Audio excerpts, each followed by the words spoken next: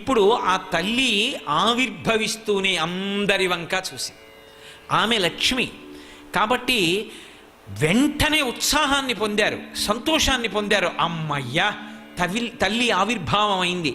లక్ష్మి ఎక్కడ ఉన్నదో బాగా జ్ఞాపకం పెట్టుకోండి, అక్కడ సంతోషం ఉంటుంది.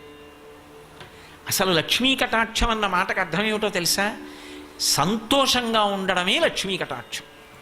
ఎన్ని ఉండనివ్వండి, ఎప్పుడు ఇలా చెయ్యెట్టుకుని కుమిలిపోతూ ఏదో బాధపడుతూ ఏదో తనకి లేదని విషణ్ణ వదనంతో ఉంటున్నారనుకోండి ఆ ఇంట్లో వాళ్ళు, అప్పుడు వాళ్ళకి లక్ష్మీ కటాక్షం ఉందని చెప్పడం చాలా కష్టం.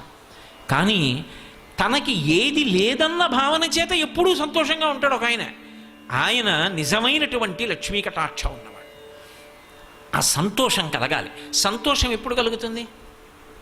నా మనసులో శూన్యం లేకుండా, అంటే నాకేదో లేదని ఏడుపు లేకుండా, ఏదైనా ఒకవేళ సమస్య ఉన్నా నేను ఈశ్వరుణ్ణి నమ్మి ఉన్నాను, ఆ ధైర్యం ఉండాలి. 2, అసలు నాకు ఇవ్వంది ఏమిటి ఈశ్వరుడు? నాకేమి ఇవ్వలేదు, నాకు ఏమి ఇవ్వలేదని నేను ఈశ్వరుణ్ణి అడగను.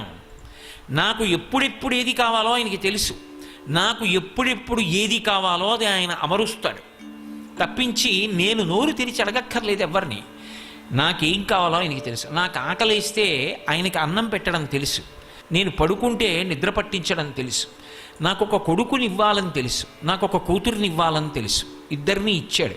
నాకు ఇల్లు ఇవ్వాలని తెలుసు, నాకు బట్టలు ఇవ్వాలని తెలుసు, నాకు అన్నం ఇవ్వాలని తెలుసు, నాకు బుద్ధిని ఇవ్వాలని తెలుసు. నాకు ఎప్పుడు ఏది కావాలో అప్పుడు అది ఇస్తాడు. నాకు అవసరం వచ్చింది, నేను ఒకరి దగ్గరికి వెళ్ళి ఇలా అడగక్కర్లేదు. నాకు ఇది ఉంటే బాగుండేమో అని నాకు ఒకటి అనిపిస్తే దాన్ని ఎలా చేకూర్చాలో ఈశ్వరుడికి తెలుసు. నా దగ్గర దానికి కావలసినటువంటి ద్రవ్యం ఉండక్కర్లేదు. ద్రవ్యం ఉండి కొనడం వేరు, ఈశ్వరుడు అమర్చడం వేరు. మీరు ఆలోచించండి.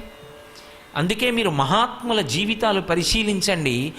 మహాత్ముల జీవితాలలో ఎప్పుడు ఏది జరగాలో దాన్ని ఈశ్వరుడు నెత్తికెత్తుకుంటాడు, వాళ్ళు నెత్తికెత్తుకోరు. త్యాగరాజస్వామి వారి జీవితంలో ఆయన కూతురు పెళ్ళి ఎవరి నెత్తికెత్తుకున్నాడు? రామచంద్రమూర్తి నెత్తికెత్తుకున్నాడు. ఆయన ఏం చేశాడు అంటే ఎవరో దూరం నుంచి ఓ రామచంద్రమూర్తి చిత్రపటాన్ని పట్టుకొచ్చారు. ఆయనకి రాముడి ఫోటో కనపడలేదు. అంత దూరం నుంచి నా కోసం నడిచొచ్చావా, నన్ను పాలింపగా నడచి వచ్చితివా అని పొంగిపోయాడు. యోగరతో వా భోగరతో వా సంగరతో వా సంగవిహీన యస్యద్బ్రహ్మణి రమతే చిత్తం నందతి నందతి నందత్యేవ. ఎప్పుడూ సంతోషమే. ఆ సంతోషం ఉంటుంది కాబట్టే వాళ్ళు అన్నీ చేయగలరు. ఆ సంతోషం ఉండకుండా ముందు అన్నిటికీ భయపడతాం కాబట్టే మనం చేయలేకపోతాం. లక్ష్మీ కటాక్షం ఉన్నది అన్న మాటకు అర్థం అది. ఎవరి యందు లక్ష్మీ కటాక్షము విశేషంగా ఉంటుందో వాళ్ళు అనితర సాధ్యమైన కార్యాలు చేస్తారు. అందుకే 32 సంవత్సరాల్లో శంకర భగవత్పాదులు యావత్ భారతాన్ని పాదచారి అయి పర్యటించారు. ఆయన్ని చంపేద్దాం అనుకున్న వాళ్ళ దగ్గరికి కూడా వెళ్ళి పరమ ప్రశాంతంగా మాట్లాడి స్నేహశీలతని పొంది అవైదికమైనటువంటి వాదనలను ఎన్నిటినో ఖండించి వేద ప్రమాణాన్ని నిలబెట్టి వేదాంతర్గతమైన అద్వైత సిద్ధాంతాన్ని ఆవిష్కరించి ఇవాళ మనం చేసుకుంటున్న శ్రీరామనవమి, కృష్ణాష్టమి, ఈ తిథులన్నీ నిలబడ్డాయంటే శంకరాచార్యుల వారు పెట్టిన భిక్ష. అంతటి మహానుభావుడై ఎన్ని స్తోత్రాలు ఇచ్చారు, ఎన్ని ప్రకరణాలు ఇచ్చారు, ఎన్ని గ్రంథాలు ఇచ్చారు, ప్రస్థానత్రయానికి భాష్యం ఇచ్చారు, ఎంత తపస్సు చేశారు, ఎంత త్యాగశీలి అయి నిలబడ్డారు.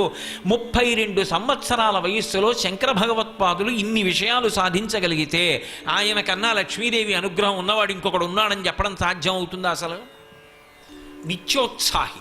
భంగధర వ్యాధి వచ్చి కట్టుకున్న పంచ 10 నిమిషాల్లో నెత్తురితో తడిసిపోడుతున్నా సరే అంతే సంతోషంగా ఉండగలిగేవారు. ఆయన లక్ష్మీ కటాక్షం అన్నవాడు.